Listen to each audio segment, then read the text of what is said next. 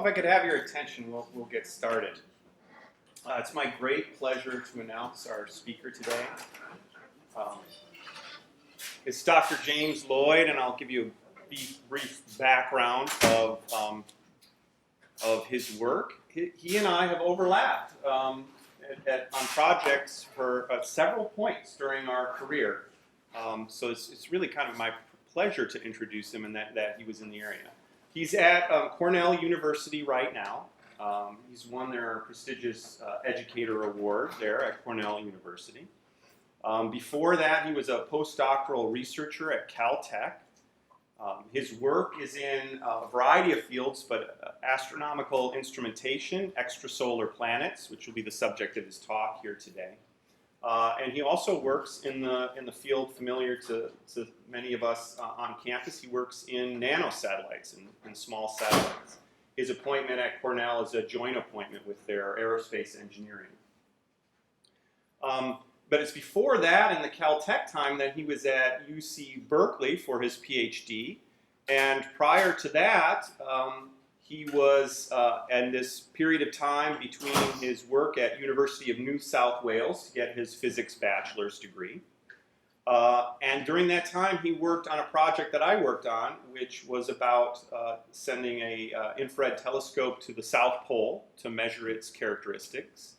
And so he wintered over there as part of our group between undergraduate and graduate school. So for every South Pole story I have, he has like 10 or 20. And following that, when he was at Berkeley, that's when I moved from Chicago to Santa Cruz, and we worked together on an infrared camera for adaptive optics at Lick Observatory. So we worked on that together. So I call James Lloyd a good friend. I thought I would say this is probably the only speaker in the series with whom I shared a near-death experience.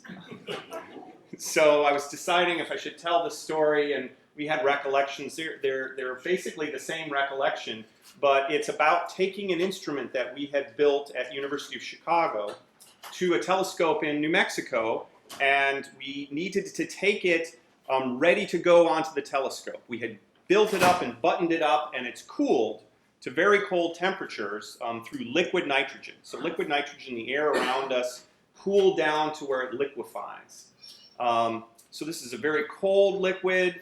It's something that as it sits there and as heat comes through the device, it warms up the device and the liquid nitrogen boils off. So we needed to keep filling it up to keep it cold. And we had enough liquid nitrogen, he was reminding me, to keep it cold for 3 days as we traveled from Chicago to New Mexico. And so we get to Oklahoma, is my recollection, the first night. It was a good long drive, and we're in Oklahoma. And you have to understand, I'm a graduate student. You're between undergraduate and graduate school, and we've got this $1 million instrument in a van that we're driving. And so we've got to lock it up tight, and I'm paranoid. The whole night, I'm in this hotel, and I'm thinking outside, it's a motel actually, I was thinking, someone's going to steal my $1 million instrument. Well, actually, I was worried that basically we took the seats out of this big van, and in the back was what looked like a home-built nuclear warhead. So we get out, and the next day, we're ready to go. I think we found a little place for a spot of tea, and we've done that, and we're going to get on the road. And we get on the highway, and I'm so drowsy, I'm hardly able to keep my eyes open. I'm like, we can't drive, we're just starting the day, and I'm like super tired. I'm like, Jamie, he's like, what? He's driving, and we're like, pull over, we gotta get some more coffee. The tea didn't do it for me. And we step outside of the car, and I am wide awake. And I realized the van was filled with a basically pure nitrogen environment. All the boiling off of liquid nitrogen had turned the van into a rolling oxygen-free zone. And we were taking off on the road in this oxygen-free zone. So there are more parts to the story, but we made it. And I was quite happy that we brought the instrument down, and it was cold when we put it on the telescope, and there was much rejoicing. So So that's a little bit about that. I wanted to say that you were a Fulbright scholar when you came to Berkeley. You also won the prestigious Millikan Award while a postdoctoral researcher for experimental physics. It really, as those of you know, the Millikan oil drop experiment. It's a really prestigious award to win through James Lloyd's really creative work in instrumentation. And we're going to hear maybe a touch on that, but mostly about his science right now in the area of extrasolar planets. Let's give a warm welcome to Dr. James Lloyd.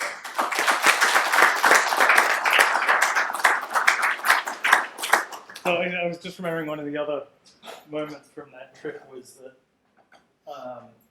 lots of people had made this trip from Chicago to New Mexico because there were a lot of people at Chicago working on various instruments, including those people in our group.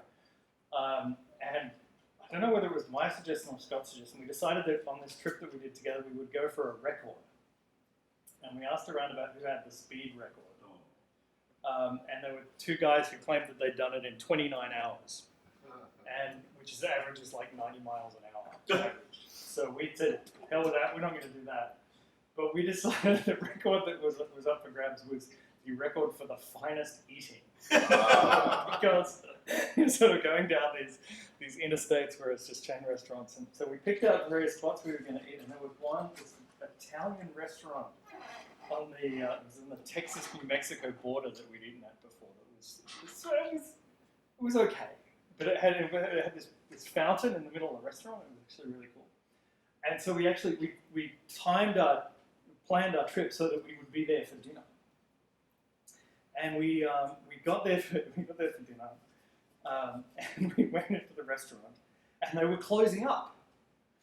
And so we said, "Oh, do you have a table for two?" And the server said, "Oh no, I'm sorry, we've just closed up. We didn't have enough people." And Scott said, "But we're scientists from Chicago. We've driven the whole way to India." and the server's response to that was, "The truth would have worked better." Okay, so thanks for inviting me. I'm going to talk about a problem I've been thinking about for a couple of years. This partly is something I've been working on for a couple of years, on my mind a lot, something I'm working on in collaboration with people at Berkeley on my visit here at the moment. But also I picked this because in this theme of what physicists do, I like this particular problem as a problem that illustrates particularly what astrophysicists do in terms of the different kinds of information that astrophysicists get, which is pretty limited. We're studying very distant objects. We don't get to carry them into our lab and poke at them. We get a limited amount of information remotely. We have to add into what we can observe a certain amount of prejudices and understanding. In astrophysics, we tend to use a lot of order of magnitude estimates, and that's the crux of the argument that I'm going to put forward today is essentially an order of magnitude estimate. So I want to talk about this. So that's an example of astrophysical problems, but also I think it's a particularly interesting one. So here is this is a to scale, at least in the sense of the planet sizes, but not spacing of the planets, representation of the solar system. So we have this dichotomy in the solar system of the small terrestrial rocky planets and the large gas and ice giants in the outer solar system. And then we don't have anything, there's this sort of big jump between the size of the Earth and the size of Uranus and Neptune, of a size of planet that we have, based on the solar system, no experience of. But based on studies of extrasolar planets, we are now starting to find these so-called super-Earth planets, planets that reside in the size gap here between the Earth and Neptune. This is a sort of unusual, this is an artist's representation of a super-Earth-sized planet. And unlike most artist representations of super-Earths, is more representative of what we actually know about the planet.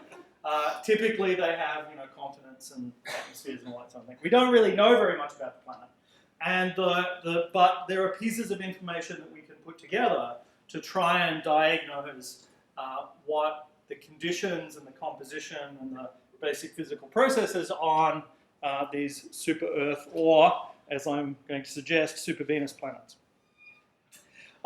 Okay, so this is sort of one of the ubiquitous charts that you will see in any talk on extrasolar planets. The rate of discovery of extrasolar planets right around here in 1997 was when I started working on the problem.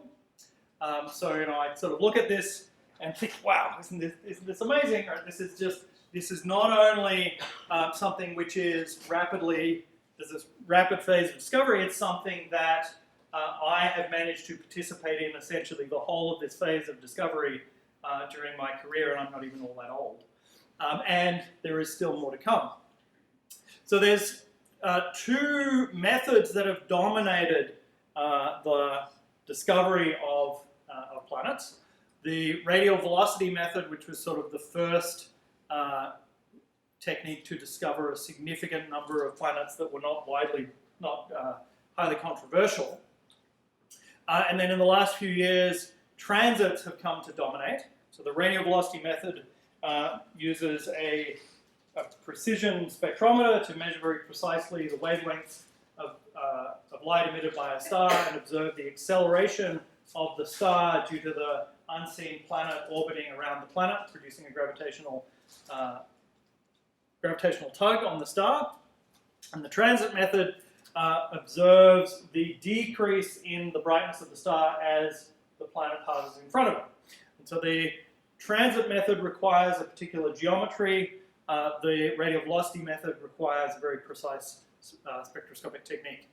There's some other techniques that have made some important contributions but do not dominate in terms of numbers of planets. Microlensing, just taking a picture of the planet next to the star, other modulations of essentially the position of the star. These techniques will continue to be very important into the future, particularly microlensing will be very important over in the next sort of decade or so, because there's a big NASA mission that has just started in the sense of started a development for a launch probably in about a decade that will completely change this figure. So in a decade, you'll see probably the same kind of thing, but with microlensing completely dominate. But in addition to transits and radial velocities dominating the number of discoveries, the combination of those two things is particularly important, because the radial velocity will measure the mass of the planet, and the transit will measure the size of the planet. And by combining those two, by combining the mass and the size, you can get the density. And by measuring the density, you can infer the composition, or at least something about the composition.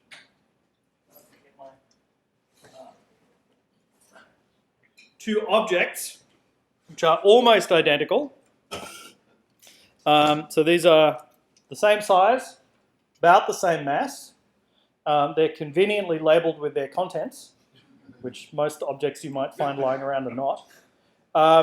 And this one contains carbonated water, caramel color, phosphoric acid, aspartame, potassium benzoate to protect taste, a few other trace ingredients. This one will float.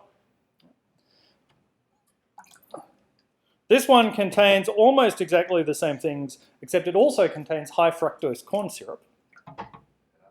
And that will sink right to the bottom. So this one actually contains more stuff than this one. And if these weren't conveniently labeled, I could determine at least something about the compositions of those planets, of those objects. But if all you have is the size and the mass and therefore the density, you need to add some other things in order to turn that into a composition.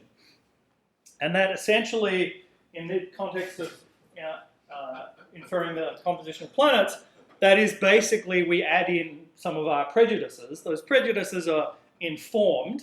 These are not just wild prejudices. These are informed by what we know about the universe. This is what the universe is made of. So this is the sizes of these elements are in proportion to their abundance in the universe. So if you ask most astronomers what the universe is made of, it's made of hydrogen and helium, and then this stuff is usually all lumped into one category of metals. Astronomers will call everything heavier than helium a metal, just because it's really just a kind of a pollution. It's not really a particularly important or dominant form of matter. Now this, in the context of understanding extrasolar planets, is already too complicated, so I'm going to make a few simplifications. I'm going to lump the hydrogen and helium together into just essentially a light gas that I like to call helium.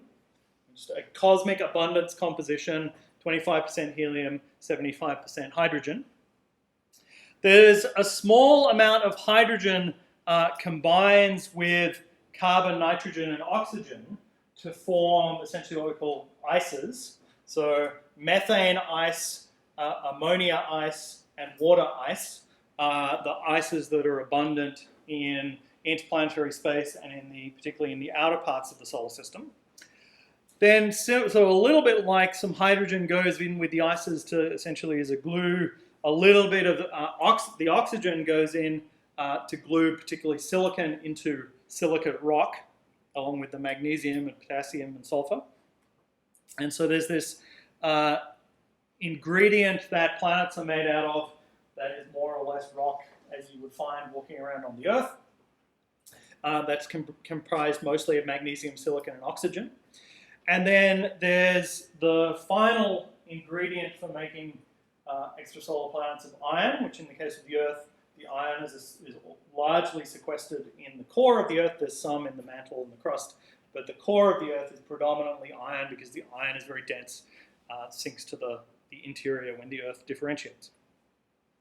Now, it's a combination of taking these basic ingredients and understanding of the densities of these ingredients, which is how we infer the compositions of not just extrasolar planets, but the planets in our own solar system. So here's a diagram from 1969. This is essentially a quantum mechanical calculation of the density of cold degenerate matter, which is essentially just matter which is supporting itself under the electron degeneracy pressure from the electrons in the matter, depending on composition of iron, magnesium, carbon, helium, hydrogen, or this cosmic abundance helium. So this was calculated in the late 1960s by one of my former colleagues at Cornell, Ed Salpeter, and he showed that based on the density of Uranus and Neptune, they were comprised of relatively heavy material. Saturn and Jupiter were comprised of essentially cosmic abundance, hydrogen and helium. This is why these are gas giants. Saturn and Jupiter are gas giants. Uranus and Neptune are ice giants. And then the Earth and Venus and Mars and Mercury are sort of down here. Not really shown on this, because we know what they're made of, because we can dig it up and have a look. This is also sort of a nice thing to think about. If you look at this on this part of the diagram, as you increase the mass, you increase the size. So along here, this is basically if you take a pile of rocks and you add more rocks to it, you get a bigger pile of rocks, is what you would expect. But then there's a maximum size, and then the size starts to decrease as you add more mass onto the object, right? Which is you add more rocks onto your pile of rocks, and you get a smaller pile of rocks, which is not what you would expect. But that's because there's a change in the equation of state of degenerate matter when the electrons start to become relativistic. And this is the branch of the mass-radius relation that white dwarfs lie on. So this is essentially the largest white dwarf you can make is essentially the same thing as the largest cold planet you can make. You can make things bigger by inflating them with thermal pressure, but based on just the material supporting itself under its own weight, depending on the composition, those are the relations you get.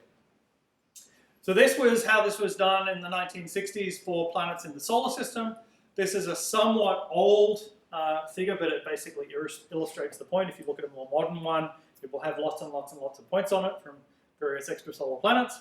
But we take these same curves, composition of iron, rock, ice, hydrogen, helium mixtures, and the planets sort of divide into gas giants, various forms of ice giants, rocky terrestrial planets.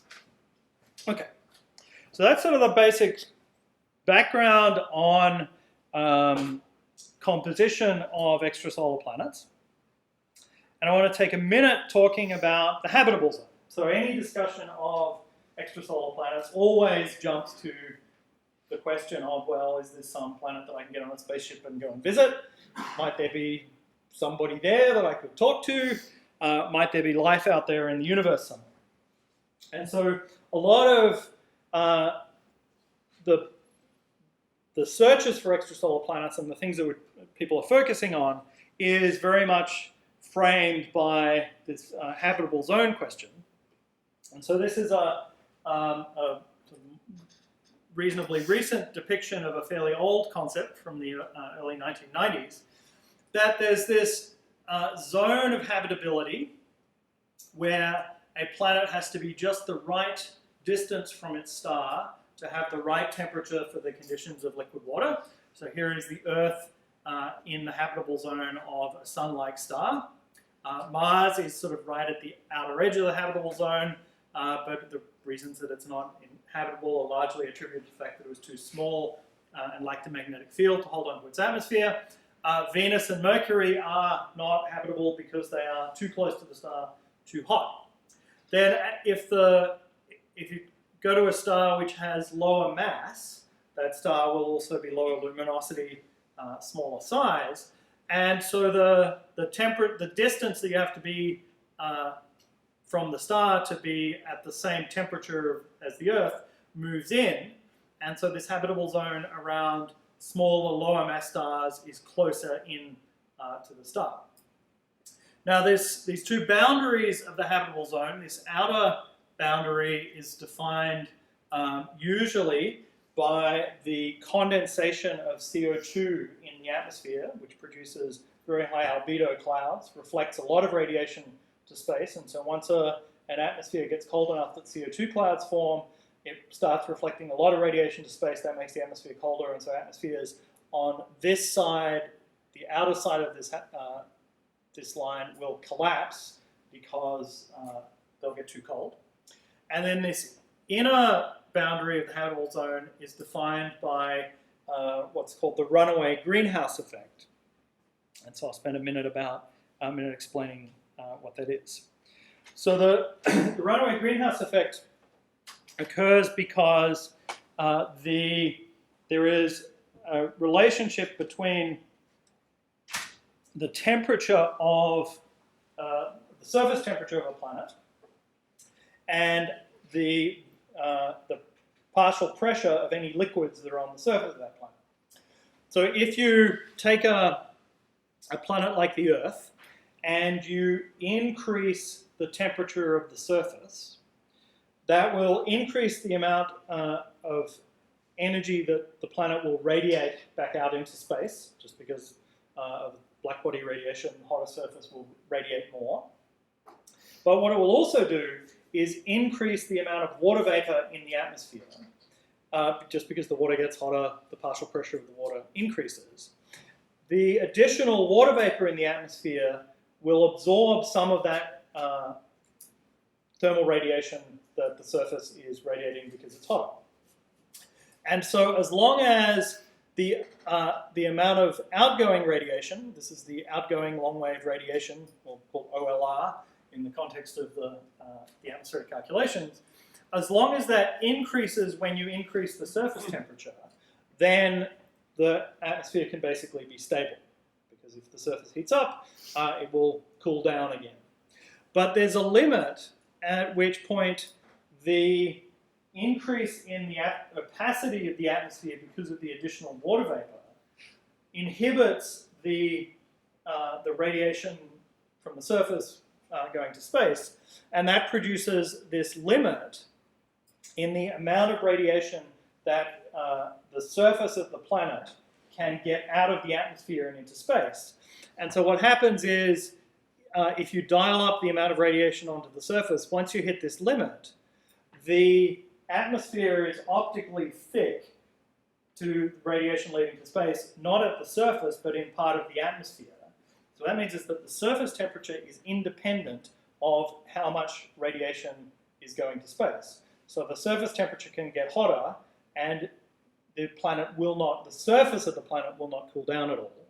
And so this results in an instability where above this level of radiation, the water cannot be stable on the surface of the planet, and it is not until the entirety of the ocean gets dumped into the atmosphere that you can have a relationship between the surface temperature and the radiation leaving to space that again increases. And so there's this hard boundary defined by this Kobayashi-Ingersoll limit, where below this limit, oceans on the surface of the planet can be stable. Above this limit, oceans, in the sense that the water cannot be stable in the sense of being liquid on the surface, it all ends up in the atmosphere of the planet. And that is the fundamental difference between the Earth, which has about a little over 1 kilowatt per square meter of insulation, and Venus, which has roughly double that. Venus is on the other side of the runaway greenhouse line, which means that all of its water inventory was in its atmosphere and not in the ocean. Now, once it's in the atmosphere, it then becomes subject to a second process, which is the escape of hydrogen and photolysis of the molecules.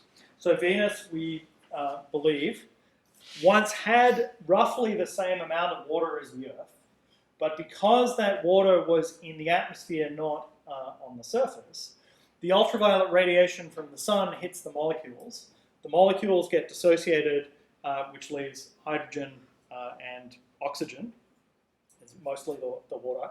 The hydrogen then, because it's a light atom, is moving fast and can escape to space, and the hydrogen then gets lost. So in the case, to look at some numbers that illustrate how this happens, the important number to look at is the pressure scale height of the atmosphere, which depends on the temperature and the mean molecular weight. So this is just the solution to the hydrostatic equilibrium of piling a gas on top of itself, supporting itself under gravity under a constant surface gravity here depicted as G. So for air, which has a mean molecular weight of about almost 30 atomic mass units per particle, the pressure scale height is about 8.5 kilometers, and the binding energy of one molecule, basically a molecule of nitrogen, to the Earth is 17.4 electron volts. So it takes either a thermal or a high energy ultraviolet photon has to give a particle of nitrogen effectively this much energy for it to escape to space. However, hydrogen has a scale height of 250 kilometers and has a binding energy to the Earth of only 0.6 eV. And at 300 Kelvin, there's a significant number of particles that have 0.6 eV of energy.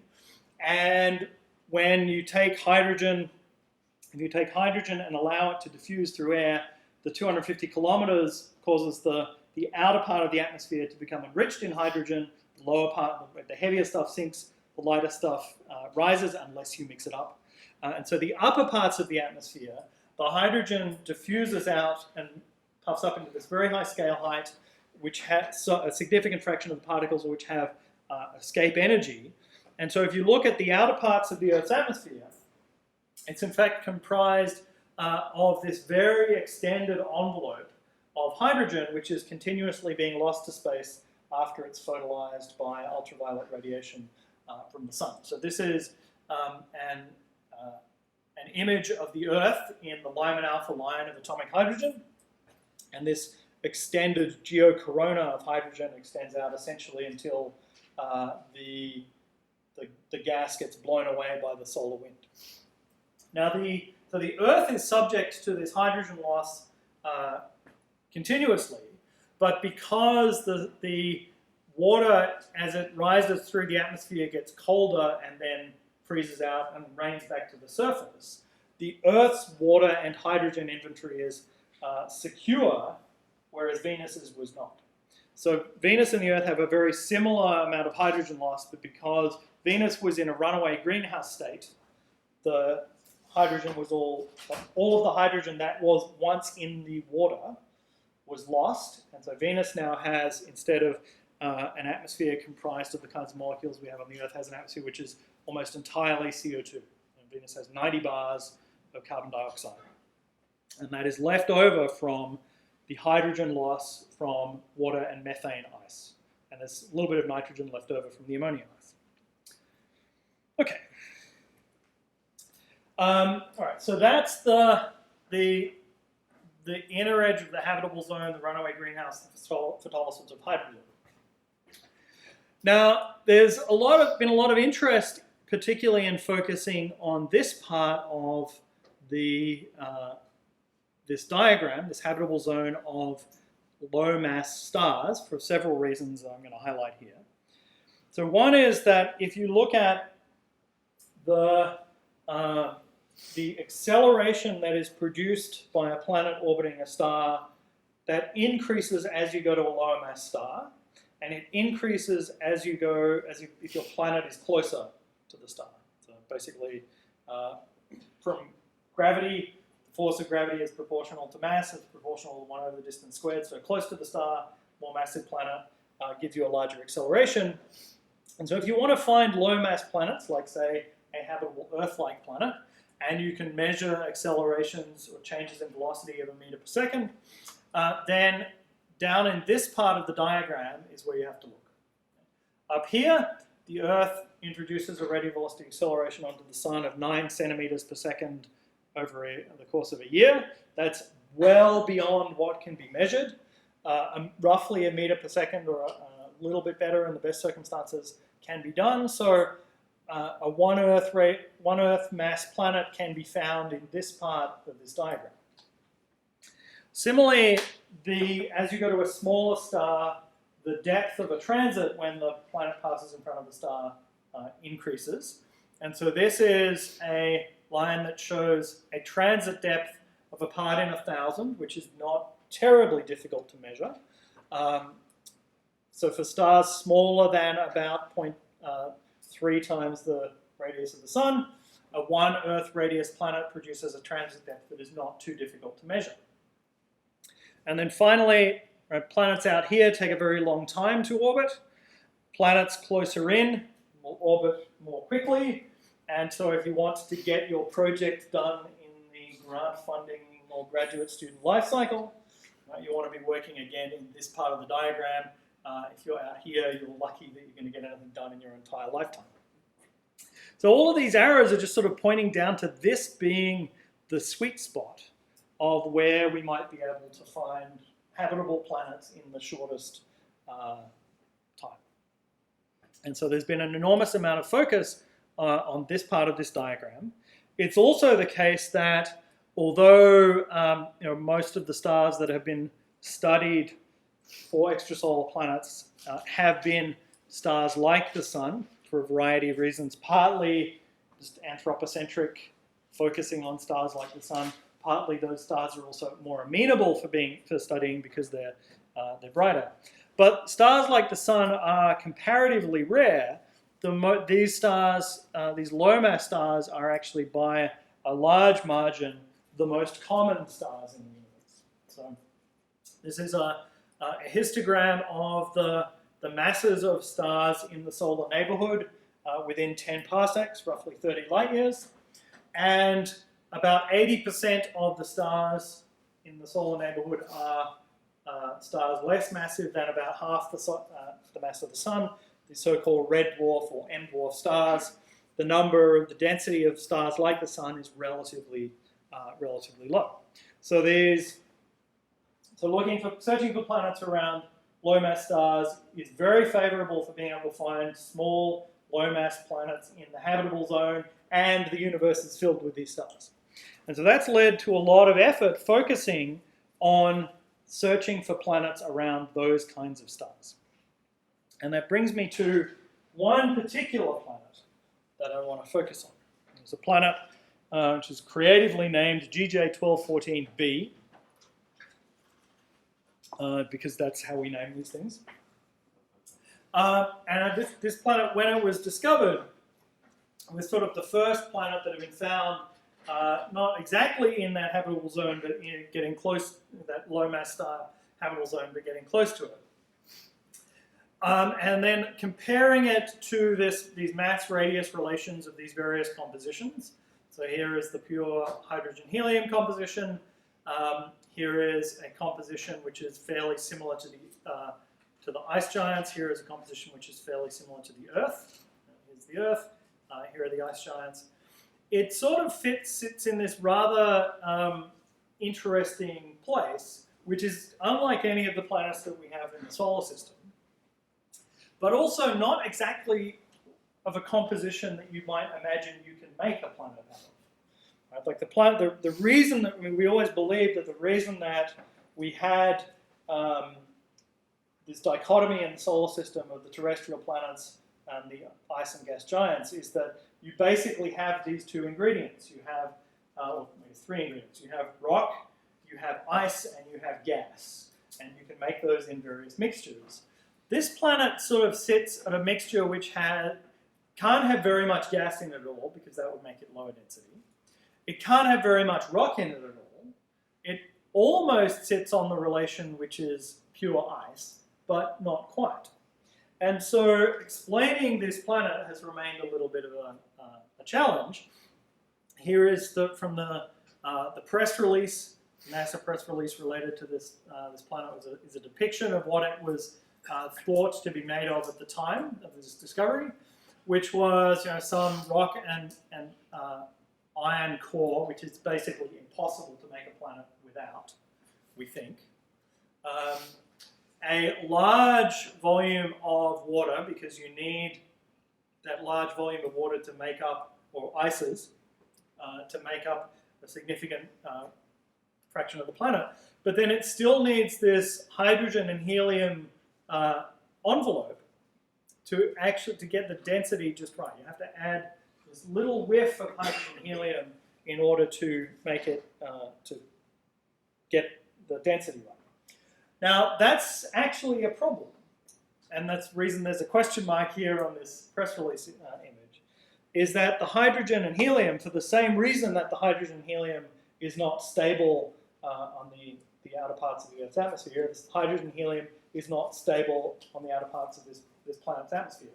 The time scale for evaporating the hydrogen and helium from this planet that it takes to get the density right from this planet is only a couple of 100 million years, yet we know that this planet is probably 5 billion years old. So it's, maybe we're just catching it as the last whiff is gone, but that's usually a kind of fine-tuning problem, is usually almost immediately discounted. So that's where things lie on the basis of the composition inferred from the density of the planet. There's a second measurement that can be made, which is to look at the absorption of light through the planet's atmosphere.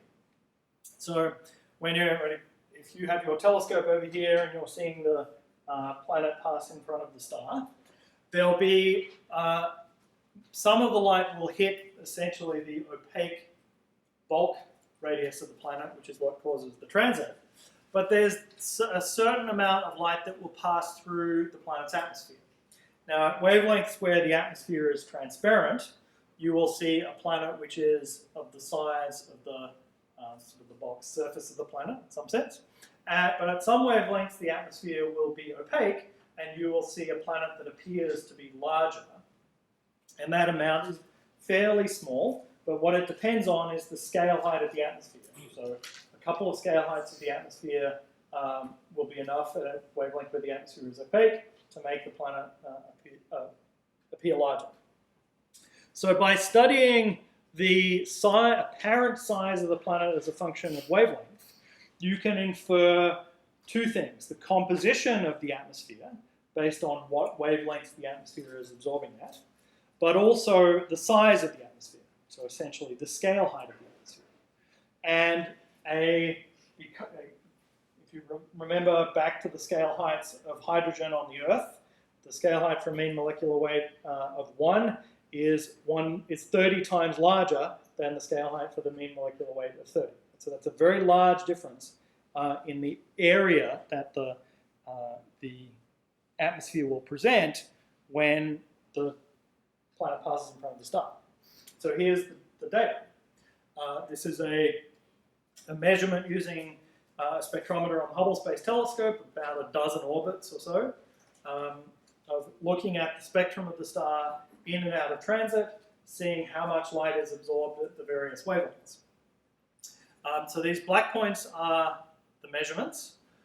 This line here is where it says solar is essentially the solar composition, which means an atmosphere which is mostly hydrogen and has about 2% of metals in it. And you can see that that hydrogen atmosphere is just completely ruled out. It's just so far away from the data that there's just no way there can be a hydrogen atmosphere. And that's essentially because of the scale height, because the hydrogen atmosphere has this very large scale height. Any absorption in that hydrogen atmosphere will make the planet appear very large at the wavelengths that, for that absorption. And then, so one possibility is to look for higher molecular weight atmospheres. So methane, water, and CO2 are possible molecules that the atmosphere could be made out of. And again, this is mostly the scale height. The methane atmosphere is quite strongly ruled out. The H2O atmosphere is quite strongly ruled out. The CO2 atmosphere is ruled out by these points, but only those points. And that is because a CO2 atmosphere would have a very, because the high molecular weight has a very small scale height. The problem is that you need this hydrogen atmosphere in order to explain the density. So the explanation that has become the favored one is that there are clouds in the upper atmosphere of the planet. Those clouds are opaque and grey. They have the same absorption at all wavelengths.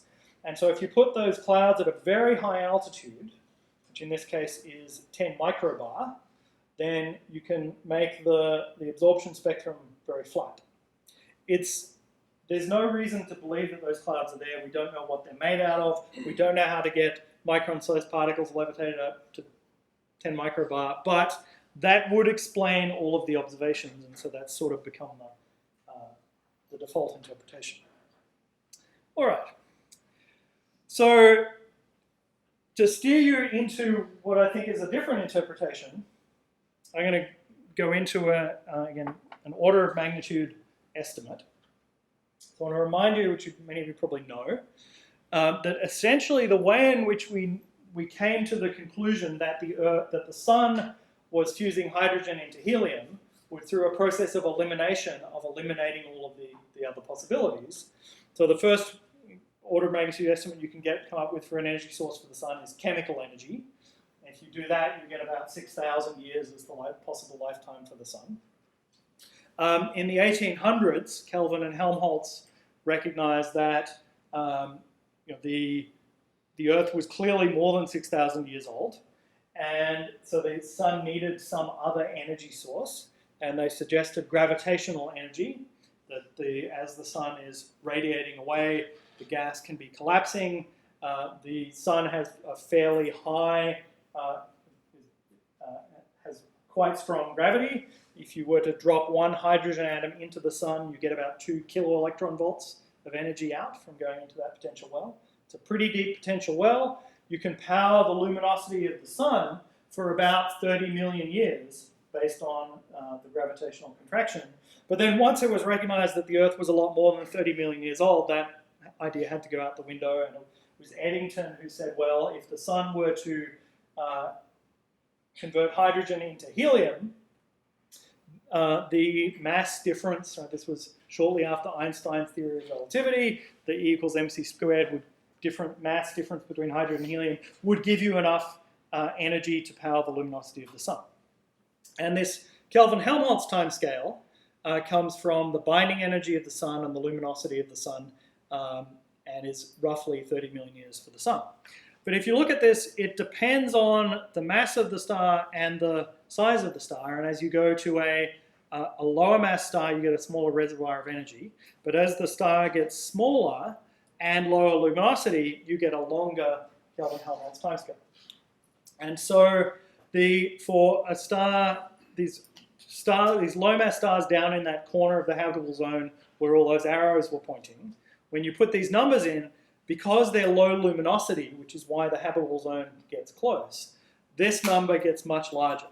So the habitable zone, those stars of 0.1, 0.2 solar masses, they have a Kelvin-Helmholtz timescale which is of order 1 billion years, not of order 30 million years. So those stars, they spend a long time cooling down, right, hundreds of million years to 1 billion years before they turn on stable hydrogen fusion. And it's in this early phase of the evolution of the star, what we call the pre-main sequence phase, where the star is doing a lot of things, and in particular is radiating a lot of high energy radiation.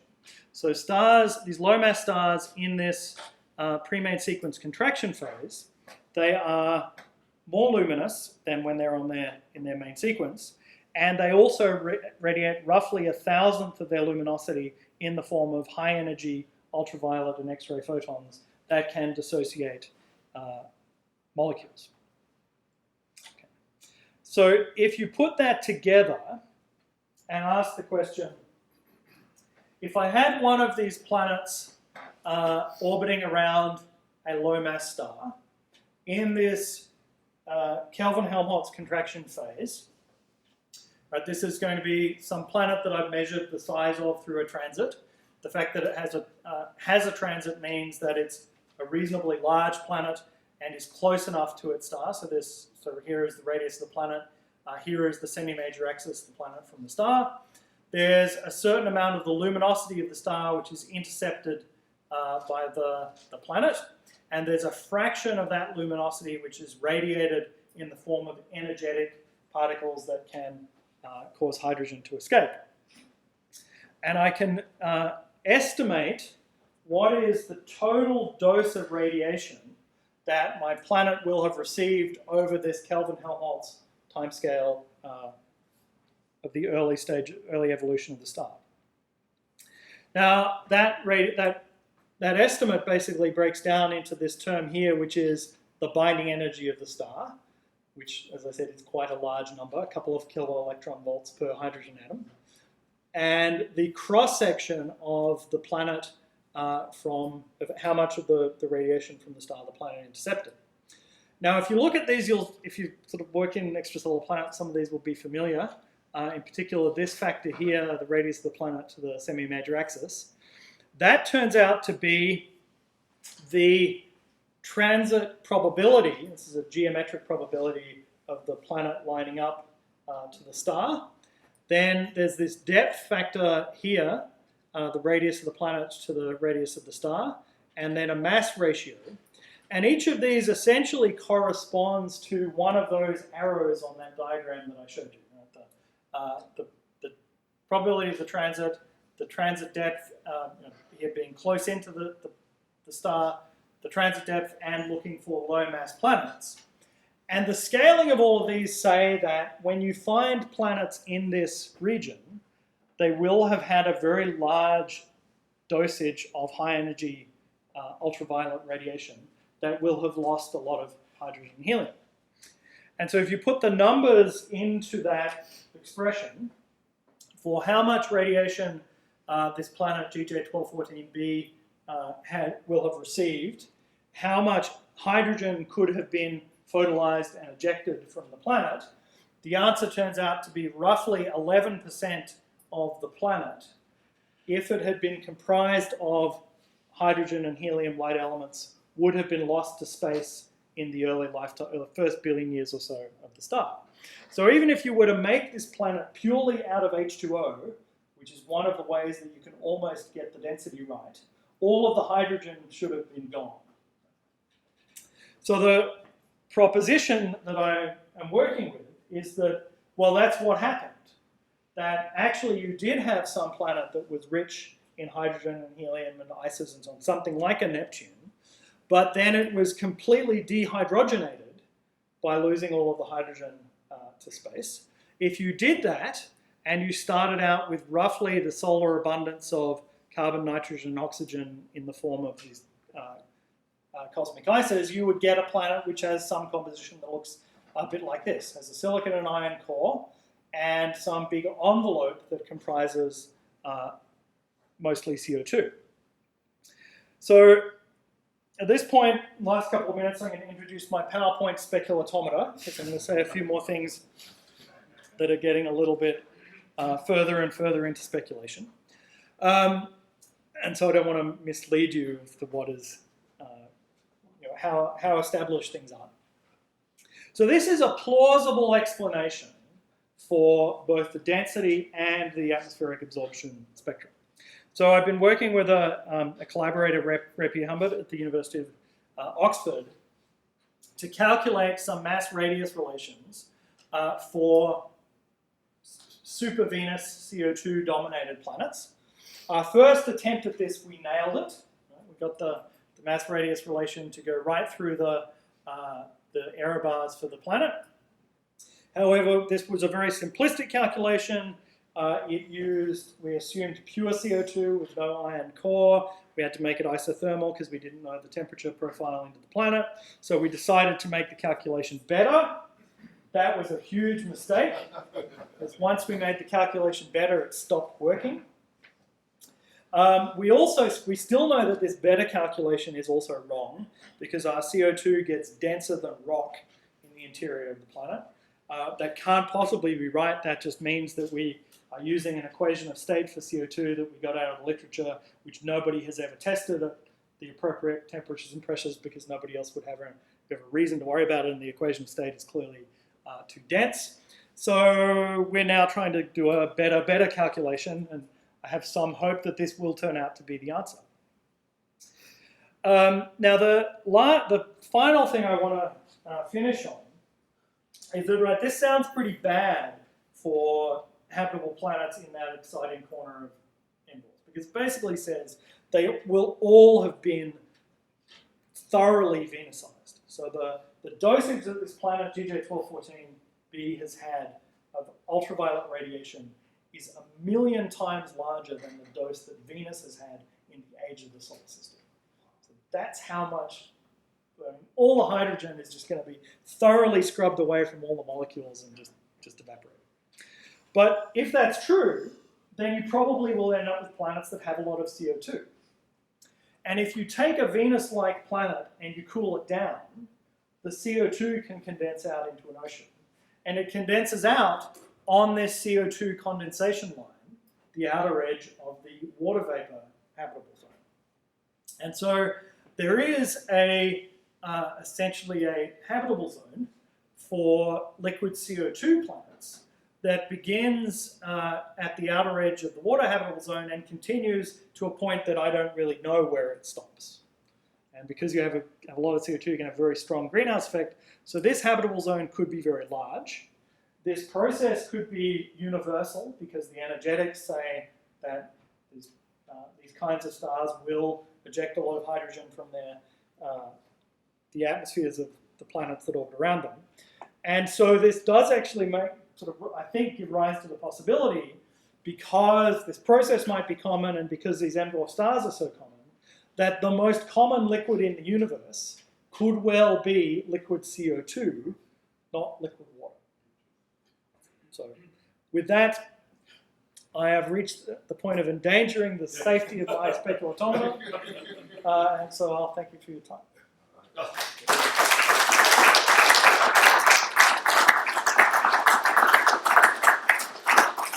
Well, we have time for some questions before 5 o'clock, so we'll do an early question period, then I'll excuse you at 5, those of you who need to leave, and we'll continue with questions past the hour. Yes? Well, we've had speakers in the past come and speak about solar plants and all. This is one of the most fascinating presentations that I've had the privilege of witnessing, and you've sliced it in a way I've never seen before. You did refer to liquid CO2. I thought CO2 doesn't like to be a liquid. It's at the right sort of. Here I happen to have the phase diagram. Oh, there we go. Okay. So between roughly the wintertime temperature at the South Pole and room temperature and the appropriate pressures, so above 5 bars and up to 1,000 bars or so, you do have this range of liquid CO2. Actually, if you have a CO2 fire extinguisher on the wall, it's liquid inside the fire extinguisher.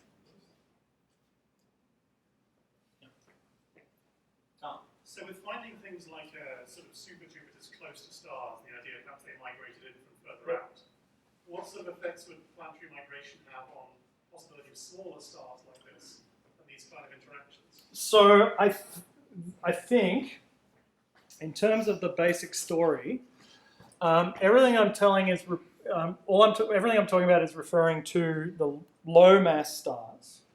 The low mass stars have this long pre-main sequence phase, and all of this process happens over that few 100 million years. The migration may happen quickly or it may not. I think probably the favored story at the moment is that it does happen early, right when the first star first forms. That might not be the case. If it weren't, then yes, you could take a fresh planet and migrate it in over later on after the star is no longer as dangerous to the planet. So I was kind of thinking about the so-called ninth Mm-hmm. planet they've maybe discovered, and I'm wondering if there's any, do we know about the limits between where it's too close or too far for a planet to be orbiting? As in within our own solar system? Yeah. So the evidence for this ninth planet is roughly the same is comparable to the evidence for Uranus and Neptune before they were discovered. So it's actually not bad evidence. It may well be right, but there is no actual identification of the planet. But that planet would be so far away from the sun, it would be a temperature of 40 Kelvin, something like that. So very cold. But we haven't discovered a limit for, this planet, it's too close for this planet to be existing, or it's too far for this planet to be existing.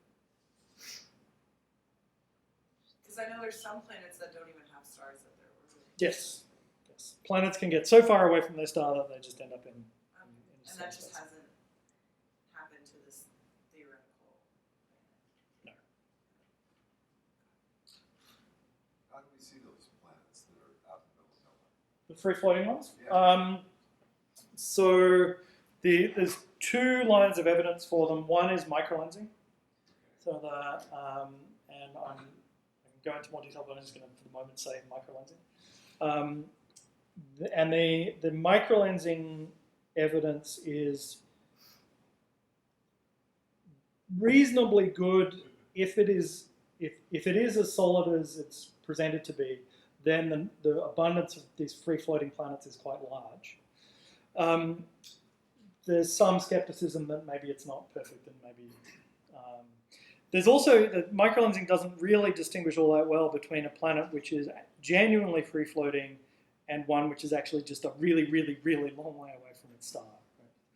Right? It doesn't determine whether it's gravitationally bound. It just determines that it is not in the vicinity of a star. But then there's also evidence for just imaging objects in star-forming regions, or young associations of stars, which have sufficiently low luminosity that they are of the mass of a planet.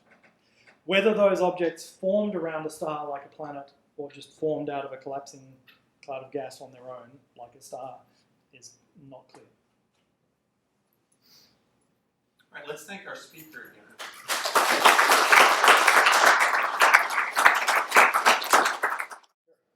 So let's continue. Are there more questions? Anyone with administrative things for me? Then I will step outside for just a moment, and let's continue with questions for Dr. Lloyd. Oh, you did? Okay. Yeah. So, when you were describing how the planets had their, I guess, water was in the atmosphere instead of terrestrial on the actual land, is that like the same as the planet, not the planet, the moon, Titan? The moon Titan? Actually, yes, it is very similar. Yeah. Titan is in a runaway greenhouse state with respect to methane. Thank you. All right. Yes. You had the composition of the Earth up there as 70% silicon and 30% iron, I believe. I'm just wondering where the ocean falls in the line there. Is that Oh, more considered from the atmosphere rather than the planet? The ocean is essentially negligible. Okay. It's just insignificant to the proportion of the Yeah, Earth. so I don't have that. Yeah, so that's okay. That's roughly speaking the composition of the Earth. By mass, the ocean is about a part in 10,000 of the mass of the Earth. So there might be a factor of a few more than that water sequestered in the mantle, but still, it's the absolute maximum amount of water that you have in the Earth is like a part in 1,000. So the Earth is actually pretty dry. Relative to the universe, essentially, the Earth is very, very dry. Yeah. Do all planets go through some kind of like you said it was hydrogen geos? So corona? actually, all planets to one degree or another are bombarded by ultraviolet ray. Right? So, I mean, the Earth is slightly further away from the Sun than Venus, so it gets a little bit less ultraviolet radiation than Venus, but only like maybe half. But the Earth is continually losing hydrogen. Venus is lost a lot more hydrogen, not because it had a different amount of ultraviolet radiation, but because the state of its atmosphere made its atmosphere vulnerable to losing the hydrogen. And the same is basically true for all the planets. Is Jupiter doesn't have that? Jupiter has some amount of ultraviolet radiation hitting it, causing hydrogen to escape. But Jupiter is a long way away from the Sun, which means that the radiation is dilute. Jupiter is also has a much stronger gravitational field than the Earth because its mass is so much larger. So it's much harder for hydrogen to escape a Jupiter-like planet. The James Webb is, if it ever gets launched and if it works. Of course it will. Will it be a help to this? Yeah. Is that things So if this whole story is right, Because it seems like it's. if this story is right, then if you extend the carbon dioxide model out here, Right. there's a whopping absorption band at 4.3 microns, and then an enormous one at 15 And they can microns. see those. Yeah. So if I'm right, Yeah. JWST will show that I'm right. So, Last question.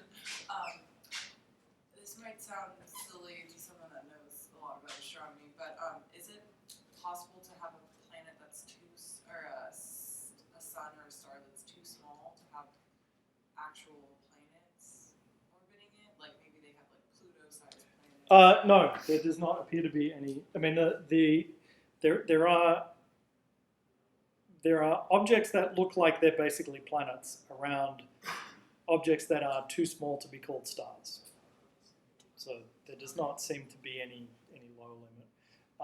And I think that's more or less expected because the process that makes planets is that in order for matter to collapse into the center of a star, the there has to be a segregation of the angular momentum, because anything which is falling in will try and orbit around the star, and the angular momentum from things falling in has to get left in some object.